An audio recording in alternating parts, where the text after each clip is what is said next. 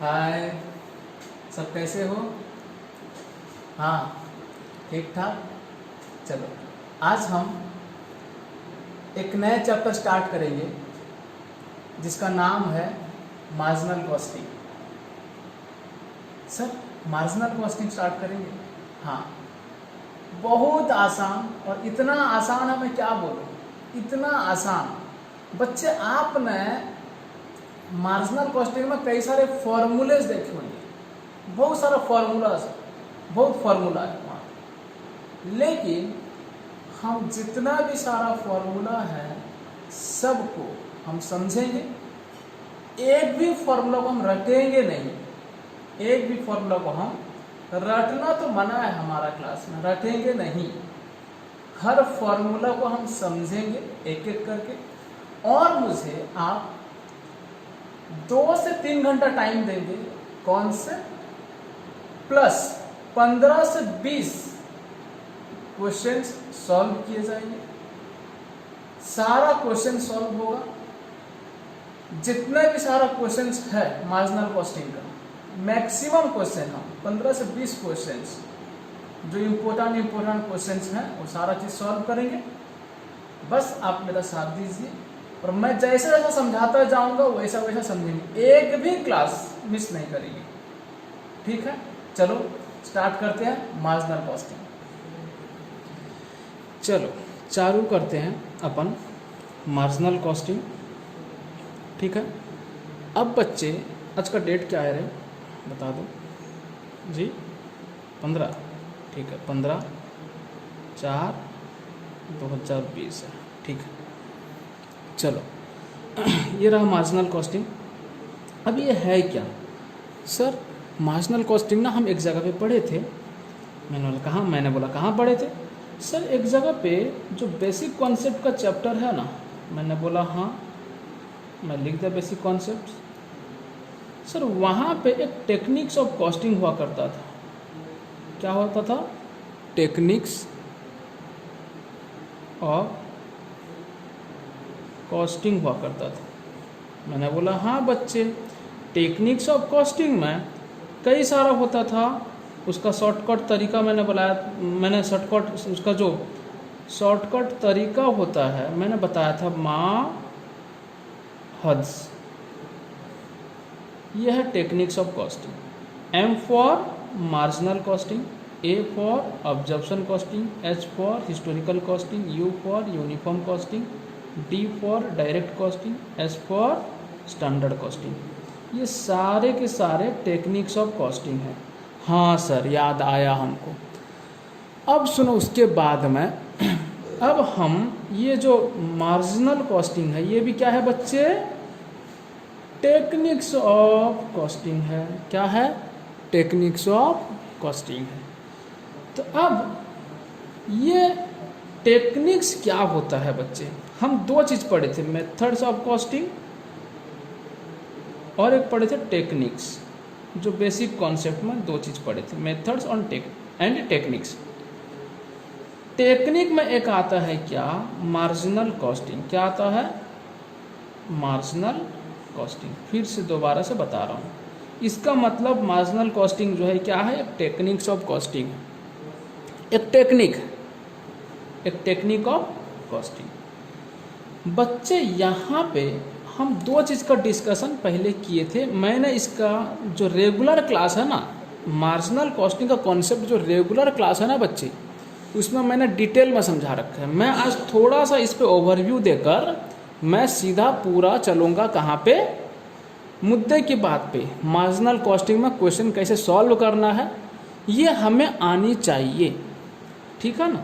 हाँ सर वही कर दीजिए, हमें क्वेश्चन कैसे सॉल्व करना वही बता दीजिए। बिल्कुल आसान है, मैं क्या बोलूँ। ये क्या है बच्चे? वेरी वेरी वेरी सिंपल, बहुत आसान है बच्चे। मैं क्या बोलूँ, पता नहीं सिलेबस में क्यों रखा गया ये। इतना आसान थोड़ी रखा जाता है। हाँ सर, बहुत आसान है, पढ़ाइए सर। मैंने बोला ठीक है, पढ़ते हैं बच्चे। मार्जिनल कॉस्टिंग में बेसिकली 2 कॉस्ट का कॉन्सेप्ट हम पढ़े थे और इसी चीज़ का जिक्र भी किया गया था, वेरिएबल और होता है क्या, फिक्स्ड। वेरिएबल और फिक्स्ड। मार्जिनल कॉस्टिंग पढ़ने से पहले हमें क्या करना है, ये दो कॉन्सेप्ट को हमें अच्छी तरह से समझना है बच्चे। ये फिक्स्ड कॉस्ट कॉन्सेप्ट क्या होता है, वेरिएबल कॉस्ट कॉन्सेप्ट क्या होता है, इसका मैंने पहले से ही वीडियो यूट्यूब में डाल रखा है और मैंने कई बार बच्चों को समझा चुका हूँ ये सारे कॉन्सेप्ट्स। अब सुनो, मैं यहाँ पर इतना सारा बात नहीं करूँगा, समझ में आई बात। हम आते हैं इसका कॉन्सेप्ट कहाँ पे अप्लाई होता है, कैसे अप्लाई होता है, मैं ये बताता हूँ, ठीक है ना। बिकॉज इतना सारा चीज़ डिस्कशन करके कोई फ़ायदा नहीं, बिकॉज मैं आपको रेगुलर क्लास में बता चुका हूँ और हमारे बच्चे जितने हैं सारे रेगुलर क्लास में जान चुके हैं। मार्जिनल कॉस्टिंग का जो थ्योरी होता है ये सारा हम डिस्कस कर चुके हैं। अब आते हैं मुद्दे की बात पे, हम वो चीज़ पे डिस्कशन कर लेंगे। सर याद दिलाओ ना एक बार, वेरिएबल कॉस्ट फिक्स्ड कॉस्ट का कॉन्सेप्ट क्या है, variable cost and fixed cost का जो कॉन्सेप्ट है सर एक बार याद दिलाओ ना। बच्चे चिंता मत करो, नो वरी, ठीक है ना, डरने की कोई बात नहीं है। सर क्यों सर, मैं अभी जो पढ़ाऊंगा, अभी जो समझाऊंगा वहाँ पर आपको समझ में आ जाएगा, ठीक है। हाँ सर ठीक है। सुनो अब नेक्स्ट पेज में आ जाओ। नेक्स्ट पेज में मैं बताता हूँ इसका कॉन्सेप्ट। हाँ सर सुनो बच्चे, मैंने 2018 पे कुछ यूनिट प्रोड्यूस किया था और सेल भी किया था। कितना बताता हूँ, यूनिट प्रोड्यूस भी किया और सेल भी किया, प्रोड्यूस भी किया सेल भी किया। कितना यूनिट्स कितना यूनिट्स, मैंने यहाँ पर मैंने क्या किया, 1000 रुपया क्या किया मैंने, यूनिट्स बनाया था, ठीक है। हाँ सर, जो सेलिंग प्राइस पर यूनिट है ना बच्चे, selling price per unit, SPPU में लिखा, सेलिंग प्राइस पर यूनिट, वो कितना है बच्चे, मैंने यहाँ पे लिखा 20, चलेगा, ₹20। तो टोटल सेल्स कितना हो जाएगा बच्चे, 20,000। हाँ सर 20,000। अब सुनो उसके बाद नेक्स्ट, उसी तरह ये हुआ सेल्स, ये रहा यूनिट्स और ये रहा sales, total sales. Selling price per unit कितना बच्चे, 20, ठीक है। सेलिंग प्राइस पर यूनिट होता है 20 और टोटल सेल्स हो गया कितना बच्चे, ₹20,000। चलो हाँ सर। अब सुनो बच्चे, इसमें से वेरिएबल कॉस्ट जो है वो है मटेरियल है, लेबर है, उसके बाद ऑर्डर्स है। बता देता हूँ, ये है बच्चे 5 रुपया, ये है बच्चे 3 रुपया और ये है बच्चे 1 रुपया, वेरिएबल कॉस्ट पर यूनिट, ठीक है। तो अब मटेरियल पर यूनिट ₹5 है, मतलब तो 1000 का कितना हो जाएगा बच्चे, 1000 गुना 5, 5000, 1000 यूनिट इंटू 3 कितना हो जाएगा, 3000 यानी 3000। 3 रुपया पर यूनिट है, लेबर को हम देते हैं 3 रुपया पर यूनिट, 1000 यूनिट के लिए कितना हो जाएगा, 3000। ऑर्डर्स वेरिएबल कॉस्ट है ₹1 पर यूनिट, 1 यूनिट के लिए 1 रुपया, 1000 यूनिट के लिए कितना होगा बच्चे, 1000 रुपया। सही बोला ना मैंने, हाँ सर सही बोले आप। मैं आपको पूछता हूँ बच्चे, टोटल वेरिएबल कॉस्ट कितना बताओ जल्दी। पर यूनिट का देखा जाए 5 3 8 1 9 रुपया, टोटल का अगर देखा जाए 5 3 8 1 9,000। हाँ सर ठीक है ना, हाँ सर ठीक है। अब चलो बच्चे, मैं अगर sales minus total variable cost करता हूँ, sales minus total variable cost कितना आएगा, 20,000 माइनस 9,000 कितना आएगा बच्चे, ये होता है 11,000। 20,000 से 9,000 गए तो कितना रहेगा, 11,000। बच्चे इसको बोलते हैं कंट्रीब्यूशन, याद रखेंगे आप इस चीज़ को। Sales minus variable cost is equals to contribution. Sales minus total variable cost और वेरिएबल कॉस्ट क्या आएगा बच्चे? कंट्रीब्यूशन। याद रखेंगे इस चीज़ को। यहाँ पर कंट्रीब्यूशन कितना आया बच्चे? 11,000 आया। ठीक, हाँ सर ठीक। बच्चे उसके बाद हम माइनस करेंगे क्या? ये भी माइनस किए, टोटल वेरिएबल कॉस्ट को हमने माइनस किया तो आया क्या? कंट्रीब्यूशन आया। अब बच्चे सुनो, क्या कर रहे हैं हम लोग? सेल्स से हमने एक वेरिएबल कॉस्ट को माइनस किया तो क्या आया बच्चे? कंट्रीब्यूशन आया। अब हम माइनस कर रहे हैं क्या? Fixed cost. क्या माइनस कर रहे हैं? Fixed cost.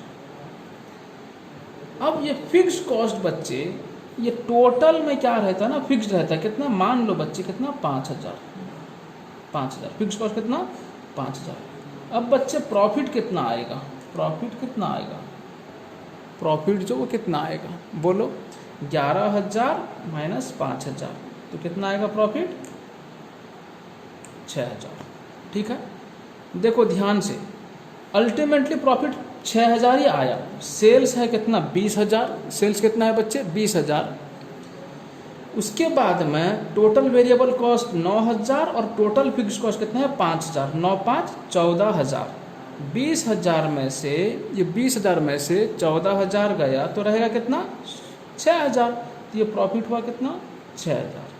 ठीक है, बात समझ में आ गई? हाँ, इतना ही बात समझ में आया। चलो आगे बढ़ते हैं। यहाँ पर मैंने आपको यहाँ पर कुछ भी नहीं समझाया। ठीक है, चलो अब बताता हूँ, सुनो। ये मैंने 2018 में इस तरह से किया था। ठीक है, 2018 में इस तरह से किया था। समझ में आई बात? यह 2018 में इस तरह से किया था। अब 2019 में मैं चाहता हूँ 2,000 यूनिट प्रोड्यूस करना और सेल भी करना, और 2020 में मैं चाहता हूँ 5,000 यूनिट्स प्रोड्यूस करना और सेल करना। ठीक, हाँ सर ठीक। बच्चे ध्यान से सुनना, सेलिंग प्राइस पर यूनिट जो है वो सेम है, बराबर है। 1 यूनिट के लिए 20 रुपया, 1,000 यूनिट के लिए कितना बच्चे? 20,000। 1 यूनिट का अगर 20 रुपया हुआ सेलिंग प्राइस जो पर यूनिट है, 1 यूनिट के लिए 20 रुपया। अगर मैं 2,000 यूनिट सेल करता हूँ 2019 में, मेरा टोटल सेल कितना हो जाएगा बच्चे? 40,000 हो जाएगा। सही बोल रहा हूँ ना? हाँ सर सही है, 40,000। ठीक, तो 2020 में अगर 5,000 यूनिट्स बनाया तो कितना होगा बच्चे? कितना होगा बोलो ना? 1 लाख। कितना? 1 लाख। ठीक है, मैंने लिख दिया। हाँ सर लिखिए आप। अब ये रहा बच्चे टोटल सेल्स। क्या रहा बच्चे? Total sales. अब देखो वेरिएबल कॉस्ट में आते हैं।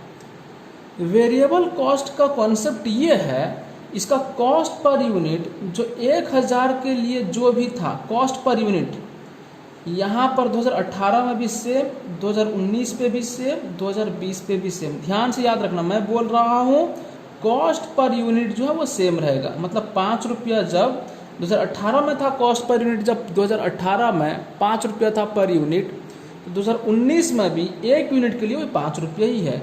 अगर 2019 में अगर वही 1 यूनिट के लिए 5 रुपया है तो 2,000 यूनिट्स मैं प्रोड्यूस कर रहा हूँ, उसके लिए मटेरियल कितना लगा होगा बच्चे? जल्दी से बोलो। 10,000 रुपया लगा होगा मटेरियल। ठीक ना? हाँ सर ठीक। बच्चे लेबर 3 रुपया है तो अच्छा मटेरियल 5 रुपया है ना, 2,000 यूनिट के लिए 10,000 रुपया। 5 के लिए कितना होगा? 25,000 रुपया। 5,000 यूनिट्स के लिए 5,000 यूनिट्स अगर मैंने बनाया तो मटेरियल कितना खर्चा होगा? 25,000। उसी तरह लेबर का कितना होगा बच्चे? 3 गुना 2,000 कितना हो गया? 6,000। 3 गुना 5,000 कितना हो गया बच्चे? 15,000। अब इसका कितना होगा? अदर्स वेरिएबल कॉस्ट जो है वो कितना होगा बच्चे? 2,000 इंटू 1 कितना होगा? 2,000, और यहाँ पर वैसा 5,000। चलो बच्चे बोलो टोटल वेरिएबल कॉस्ट कितना? 10 से 16 2 18,000 हो गया। यहाँ पे 2019 का टोटल वेरिएबल कॉस्ट कितना? 2019 का टोटल वेरिएबल कॉस्ट कितना हुआ? 18,000 हुआ। ठीक है, अच्छा हाँ। 2020 का कितना हुआ? 15 5 20, ये 25, कितना हुआ 45,000, 45,000 टोटल वेरिएबल कॉस्ट। बच्चे मैं आपसे एक बात पूछता हूँ, तो कंट्रीब्यूशन कितना होगा, sales minus total variable cost. अब यहाँ देखो सेल्स कितना है बच्चे 40,000 है, टोटल वेरिएबल कॉस्ट कितना है 18,000, तो कंट्रीब्यूशन कितना होगा बच्चे 22,000 होगा, हाँ ना, हाँ सर हाँ। उसके बाद बच्चे ये 1 लाख है सेल्स और टोटल वेरिएबल कॉस्ट कितना होगा 45,000, तो कंट्रीब्यूशन कितना होगा बच्चे 55,000 हो गया, ये रहा कंट्रीब्यूशन। अब बच्चे इसका कॉन्सेप्ट देखो, फिक्स्ड कॉस्ट का कॉन्सेप्ट देखो, फिक्स्ड कॉस्ट का कॉन्सेप्ट क्या है। तो ये जो फिक्स्ड कॉस्ट है बच्चे, ये टोटल में क्या होगा सेम होगा, फिक्स्ड कॉस्ट इज फिक्स्ड। यहाँ के लिए अगर 5,000 रुपया है तो यहाँ पर भी 5,000 और यहाँ पर भी 5,000, समझ में आई बात। लेकिन वेरिएबल कॉस्ट हर जगह पे सेम नहीं है, देखो यहाँ पर 5,000 तो यहाँ पर 10,000 तो यहाँ पे 25,000। टोटल वेरिएबल कॉस्ट यहाँ पे 9,000, 1,000 यूनिट्स बना था तो उसके लिए कितना होता है 9,000 होता है, तो 2,000 यूनिट्स बना उसके लिए कितना होता है 18,000 वेरिएबल कॉस्ट, तो 5,000 यूनिट्स बनाए तो 45,000 हो गया क्या टोटल वेरिएबल कॉस्ट, इस तरह से होता है। लेकिन फिक्स्ड कॉस्ट में बच्चे ये 1,000 पे भी 5,000 रुपया, 2,000 यूनिट्स बनाए तो भी 5,000 रुपया और 5,000 यूनिट्स बनाए तो भी 5,000 रुपया, 0 बनाए तो भी 5,000 रुपया। ये है कॉन्सेप्ट फिक्स्ड कॉस्ट का। तो बच्चे अब बताओ कंट्रीब्यूशन से अगर फिक्स्ड कॉस्ट हम माइनस करेंगे तो क्या आएगा बच्चे, प्रॉफिट आएगा। तो प्रॉफिट क्या आएगा, कंट्रीब्यूशन माइनस फिक्स्ड कॉस्ट, तो क्या आएगा प्रॉफिट। यहाँ पर है क्या 22,000, 22,000 से 5,000 गया तो कितना रहेगा बच्चे 17,000, ये क्या है प्रॉफिट। उसके बाद 55,000 से 5,000 गया तो और रहा कितना 50,000, ये क्या है बच्चे प्रॉफिट। मतलब 2018 में हम एनालिसिस किए, मतलब 2018 में 6,000 रुपया प्रॉफिट, 2019 में 17,000 रुपया प्रॉफिट और 2020 में जो प्रॉफिट हुआ है वो कितना है 50,000 प्रॉफिट हुआ है, ये रहा। ठीक है, हाँ सर ठीक है सर, ये तो हम जानते थे, ये हमें आता है, इससे हम क्या करेंगे सर। अब सुनो, अब यहाँ से हमारा मार्जिनल कॉस्टिंग शुरू होता है, उसका काम क्या है। चलो अब हमें क्या करना है, यहाँ से एनालिसिस शुरू करना है। हमने देखा 2018 का, 19 का और 20 का, ठीक है। जब हम सेल्स 1,000 से 2,000 को गए तो हमारा प्रॉफिट में क्या अंतर आया, प्रॉफिट में क्या अंतर आया, प्रॉफिट कितना 6,000 से 17,000 हो गया बच्चे। हाँ सर, जब हम 2019 से 2020 को गए 2,000 यूनिट से अगर 5,000 यूनिट्स को गए तो हमारा प्रॉफिट में क्या अंतर आया बच्चे, 17,000 से 50,000 हो गया हमारा profit.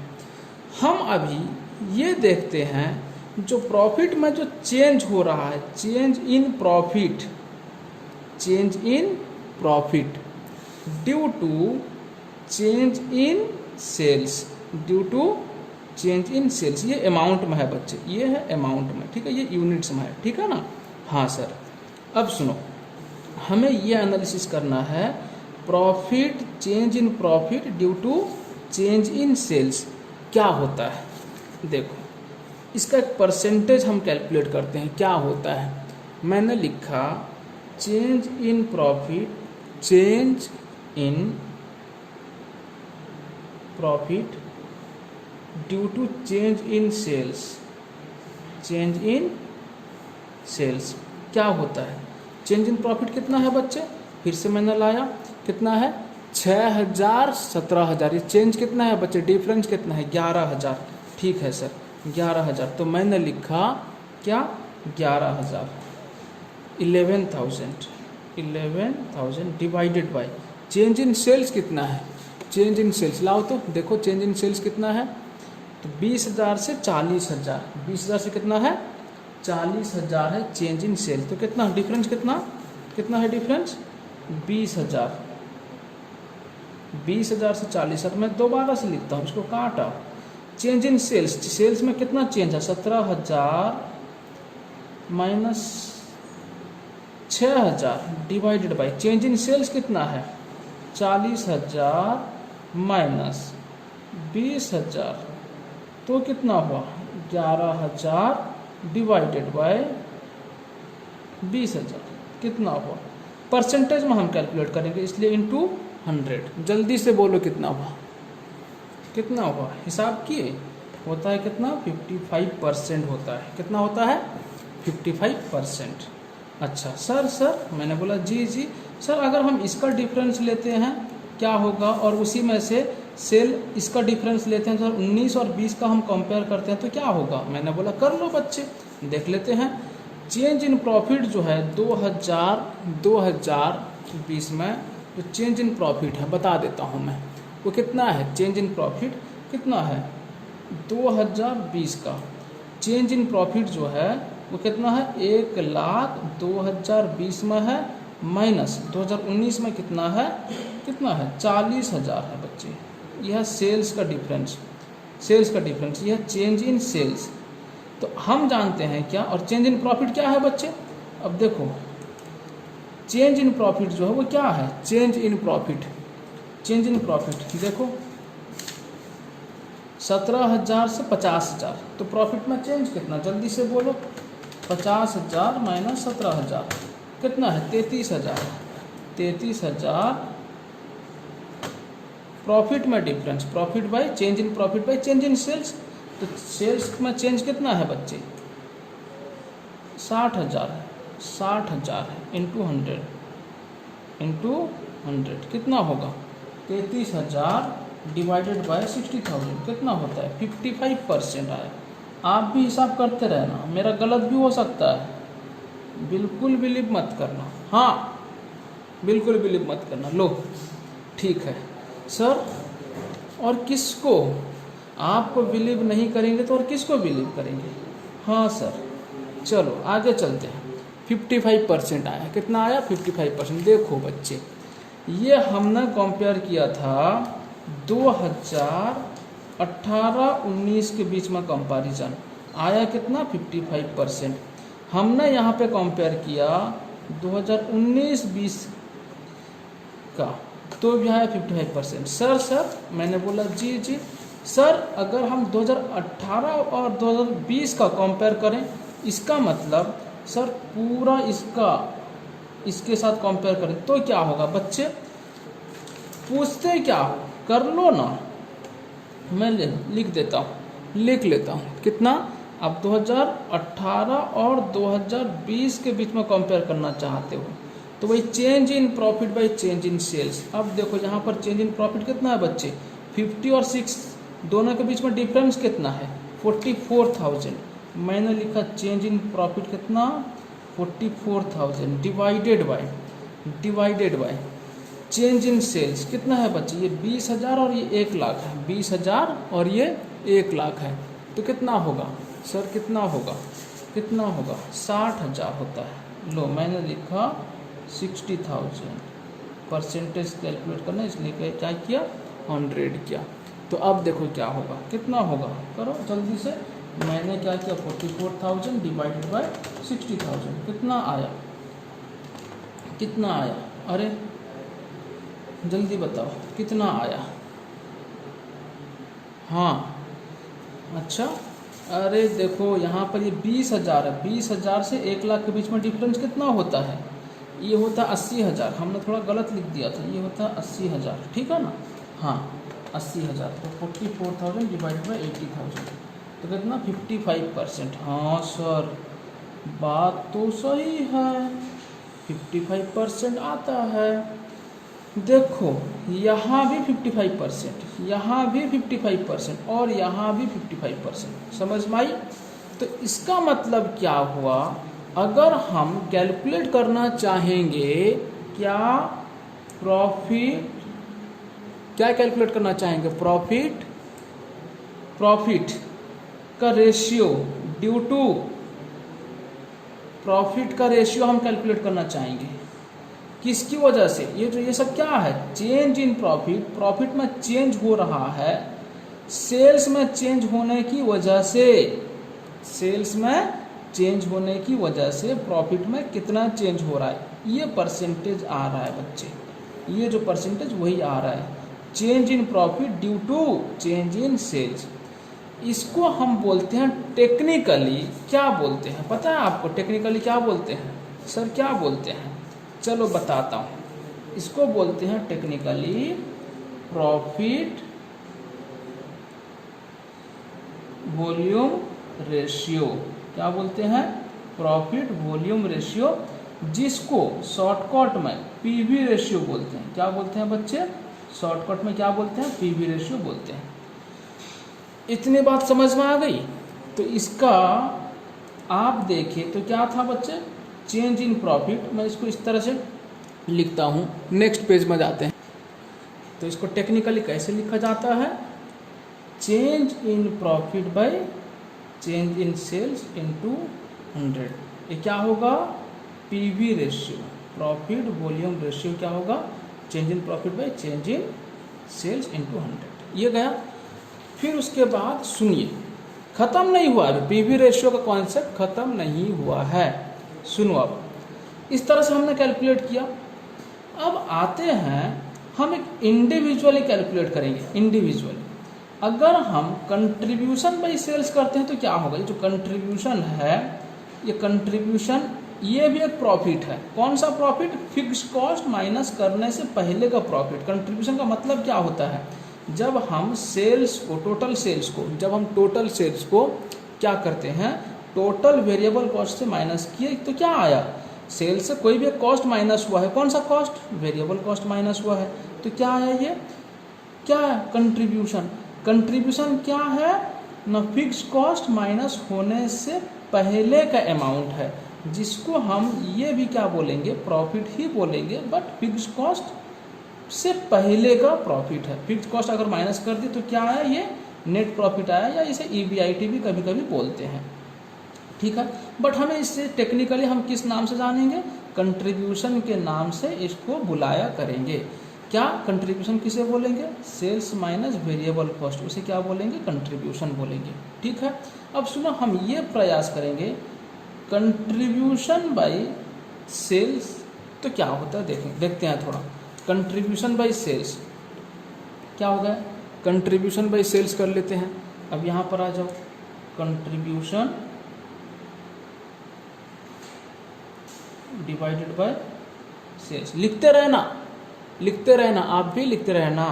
Contribution by sales into 100। ठीक है, मैं 2019 का कैलकुलेट करता हूँ, 2019 का। अच्छा, पहले 2018 कर लें? हाँ चलो सर, 2018 कर लेते हैं। 2018 में कंट्रीब्यूशन कितना था बच्चे? देख लो, आप ही देख लो, बता दो मुझे, यहाँ से देखकर बता दो। 2018 में कंट्रीब्यूशन क्या था? 2018 में कंट्रीब्यूशन था कितना था? 11,000 था। ठीक है ना? हाँ सर, तो 11,000 डिवाइडेड बाय टोटल सेल्स मतलब टोटल सेल्स 20,000 इंटू 100। मैंने आंख बंद किया और लिखा 55%। फिर 2019 का कंट्रीब्यूशन कितना बच्चे? 2019 का कंट्रीब्यूशन जल्दी से बोलो, 22,000 डिवाइडेड बाय सेल्स कितना है? 40,000 इंटू 100 कितना होगा? मैंने आंखें बंद की और लिखा 55%, 55%। 2020 का क्या होगा? कंट्रीब्यूशन कितना बोलो? 55,000। देख लो कितना है, 55,000 कंट्रीब्यूशन है। ठीक है ना? सेल्स कितना बोलो? 1 लाख है। ठीक है ना? हाँ sir, 1 lakh divided by 1 lakh into 100 तो कितना होगा? मैंने आंख बंद किया और लिखा 55%। इसका मतलब क्या समझ में आया? इसका मतलब पीवी रेशियो ये भी सेम आ रहा है, बराबर आ रहा है, वही 55% आ रहा है। मतलब ये भी कहीं ना कहीं पीवी रेशियो होता है। क्या होता है?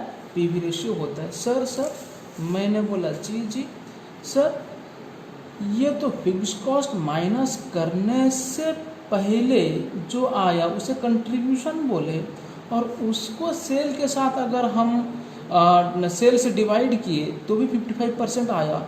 लेकिन यहाँ पर चेंज वाला अगर लिए change in profit by change in sales किए तो भी वो आया। सर इसका मतलब क्या है? बच्चे इसका मतलब कुछ नहीं है, सिर्फ एक ही चीज़ है। ये कौन है? ये कौन नालायक है? ये नालायक सिर्फ और सिर्फ फिक्स्ड कॉस्ट है। मतलब क्या हुआ? आप फिक्स्ड कॉस्ट को ना भी लो, सिर्फ ये ले लो, सिर्फ ये ले लो, 11,000 ले लो और 11,000 को डिवाइड कर दो 20,000 से, सेल्स से, कंट्रीब्यूशन बाय सेल्स कर दो, तब भी पीवी रेशियो आ जाएगा, प्रॉफिट वॉल्यूम रेशियो। इसका मतलब ये जो है फिक्स्ड कॉस्ट, ये इररिलेवेंट कॉस्ट है। क्या है बच्चे? Irrelevant cost. हमने ये चेंज वाला बात इसलिए लिया था कि ये जो 5,000 यहाँ भी है और ये 5,000 यहाँ भी है, इसका कोई यहाँ पे दोनों पे फर्क नहीं पड़ता है, इसलिए हमने चेंज वाला लिया। बात समझ में आई? मैंने बोला बात समझ में आई या नहीं आई? सर और थोड़ा और एक बार बताओ बच्चे, हम अगर फिक्स्ड कॉस्ट को कंसीडर नहीं करेंगे, पीवी रेशियो कैलकुलेट करेंगे, तो क्या होगा? हमको कंट्रीब्यूशन से जाना है, कंट्रीब्यूशन बाय सेल्स।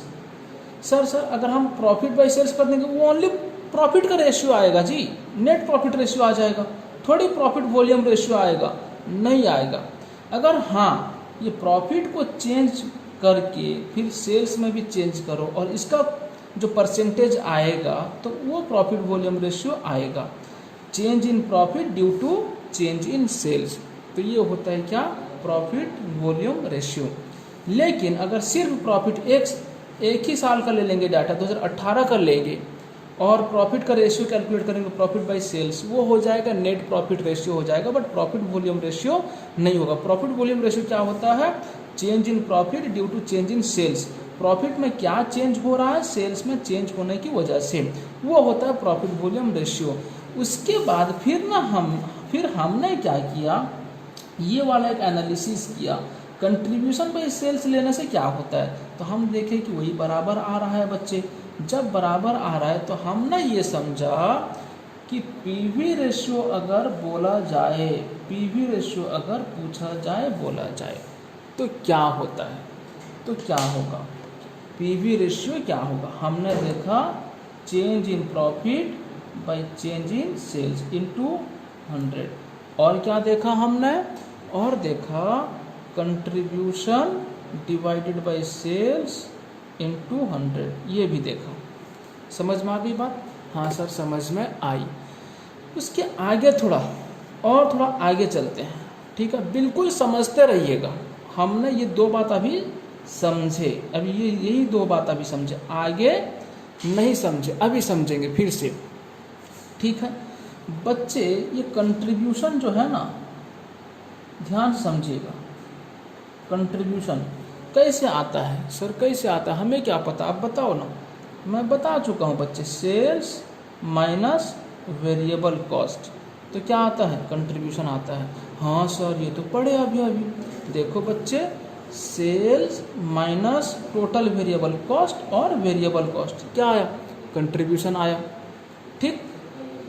सर मैंने बोला जी सर कंट्रीब्यूशन का और भी एक तरीका है। मैंने बोला क्या है बच्चे? अगर बच्चे ये प्रॉफिट को हम फिक्स कॉस्ट से प्लस करते हैं ना, तब भी कंट्रीब्यूशन आएगा। ओ सर कैसे? मैंने बोला देखो बच्चे कितना है, 11,000 है ना, 20,000 से 9,000 गया तो कितना आया? 11,000। अगर हम 6,000 से ये 5,000 को ऐड कर देते हैं तो क्या आएगा? ये भी 11,000 आएगा, क्योंकि ये कंट्रीब्यूशन से फिक्स कॉस्ट माइनस हुआ प्रॉफिट आया। अगर फिक्स कॉस्ट में प्रॉफिट को प्लस करेंगे तभी तो कंट्रीब्यूशन आएगा ना। हाँ सर बात तो बढ़िया है, तो उसे लिखो। कंट्रीब्यूशन का और भी एक बात है, क्या? फिक्स्ड कॉस्ट प्लस प्रॉफिट, ठीक ना? हाँ सर ठीक, देख लो ऐसा, हाँ ठीक है, हाँ ऐसा, ठीक है, हाँ चलो ऐसा आगे चले। हाँ सर आगे चलो। ये था कंट्रीब्यूशन का बात, ठीक ना? और भी बहुत सारा बात बताऊंगा आगे। अभी इतना में रहते हैं, फिर नेक्स्ट क्लास में बताऊंगा आपको फटाफट से। यहाँ तक आप पूरा का पूरा रिवाइज कर लो, क्या सीखे और क्या पढ़े, ठीक है ना। थैंक यू वेरी मच, फिर नेक्स्ट क्लास में मिलते हैं।